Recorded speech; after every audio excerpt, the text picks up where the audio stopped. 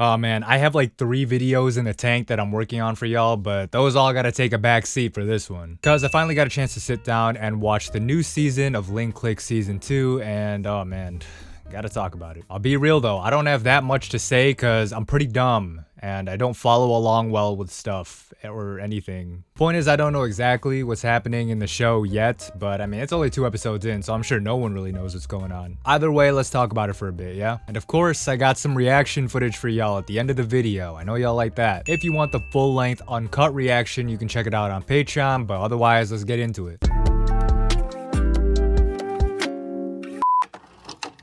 Okay, first off, background info. Ling is a Chinese animated series produced by Studio Lan, L-A-N, I don't know. It's completely original, so there's no source material, which y'all know I love to see, because now I don't have to deal with all the dweebs spoiling because they read the manga or light novel or whatever talking about, you think it's good now, wait till it gets to this part, you're not ready. But yeah, season 1 came out last year and it basically took the anime world by storm. I can imagine that not a lot of people in the West are familiar with Chinese media outside of like Crouching Tiger, Hidden Dragon, and does Rush Hour count? But let alone Chinese animation. So it's exciting to see so many people flocking to this show and giving it all this praise and recognition. Because hey, Ling is good.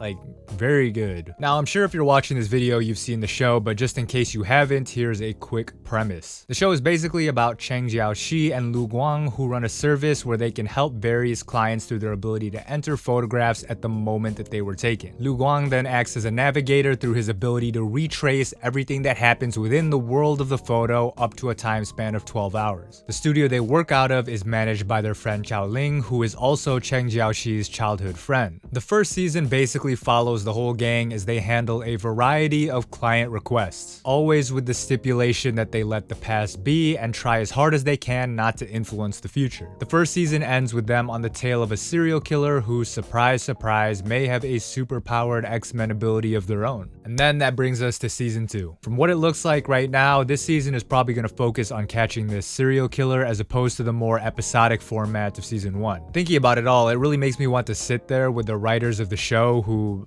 I don't really know who they are. Probably should have looked it up beforehand. I know it was directed by someone named Ling, but I'm sure y'all can look up the production staff yourselves if you're curious. But the reason I mention that is because of how tight the writing is in the series. Really, it's the strongest part of the whole show. Because you see, when you tell stories involving time travel, making sure that your script is tight and that things make sense is like the #1 most important thing. And Ling does that because every single action and event that the characters go through in season 1 has consequences in later episodes. It's almost as if that's the whole theme of the show. You do stuff in the past, it'll affect the future.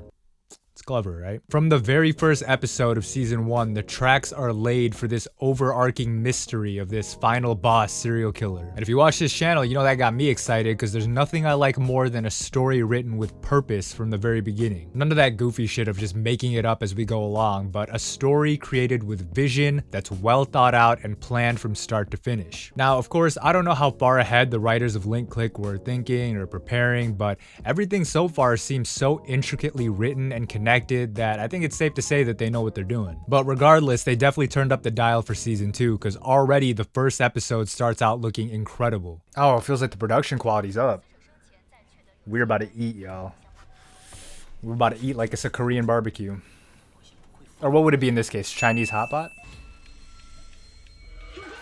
It's like dude, he's going through cyber psychosis. It's like cyberpunk. These first 2 episodes of the season dropped at the same time, if I'm not mistaken, and already they're coming out guns blazing. Within the first episode alone, we already have multiple deaths and twists. It's like getting one beginner swimming lesson and then immediately getting thrown into the middle of the Pacific. As you can imagine, people are already online theorizing and making predictions about where the show is gonna go, and I mean, I hope you weren't expecting me to do any of that because I do not know what's going on. I am not that smart. I mean, I do got some thoughts though. Like for example, it's clear that whoever the serial killer is, they have the ability to possess people when they have a photo of them. Similar to how Cheng Jiaoxi and Lu Guang's power involves photos as well. But it's probably different from theirs in that the serial killer can only use this power in the present and not at any point in time like they can. We've seen the killer possess multiple bodies at this point, but the question is, where is the main body yet? And have we even seen it? it. Now, y'all gotta let me know in the comments if I just missed it, but is the body in the wheelchair the serial killer's main body or no? Or do we just not know yet? Because of course we see someone show up at the door at the end of the second episode with red eyes.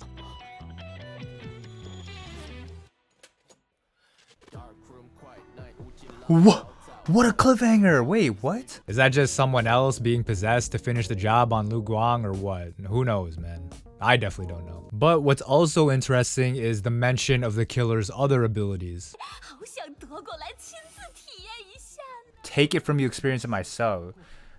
Bro, Sharingan, he's about to copy it. Or he's like, all for one, dude. He's gonna steal your quirk. This brings like a whole new level to it because it ups the threat that the killer poses by like 100 times. And that's just another testament to how great the writing is, because from the jump, the stakes are so high, the threat feels so real and imminent, it's incredible. Yeah, I know, this is that classic Damian dick writing. It's warranted here though. I'm so excited for this show. I can't wait to see where this season goes. And y'all know I'm sifting through the internet, reading all the discussions and checking out people's theories and interpretations, because again, there's no threat of being spoiled. But anyway, let's just get to the part y'all are here for and show some quick reaction highlights. Again, I'll be watching this series week to week, so if you want to check out the full-length, uncut episode reactions, hop on Patreon. Or you could wait, because I'll probably do a big recap video for this show at the end of the season like usual. But yeah, here are a couple highlights for y'all. Incredible visual. This is like Into the Spider-Verse. Hold on. Lu Guang getting stabbed as a canon event? Is that what y'all saying?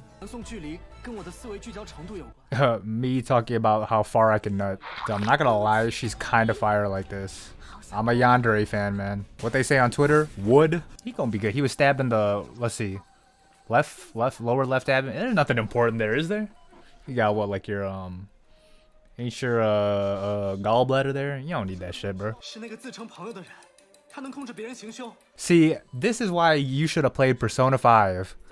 Because you can't just reveal the existence of your supernatural world to the cops right away, you know what I'm saying? You gotta gain their trust, you gotta increase their confidant level. Like, he didn't do the police officer's social link. That's where you messed up.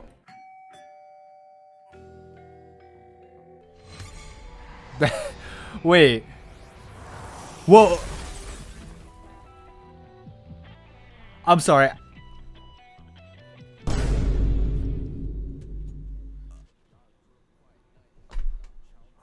Wait, I was already blown on the fact that the doorbell transitioned into the OST, and then this dude, his partner or whatever.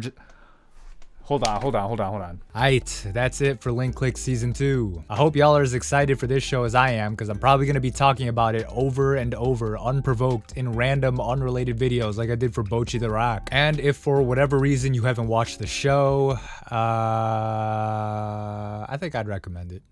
It's alright. But I would for sure recommend liking this video and subscribing, because why not, you know? What's the worst that could happen? Just subscribe, man. I'd really appreciate it. Otherwise, I mean, that's the video, I guess. Peace.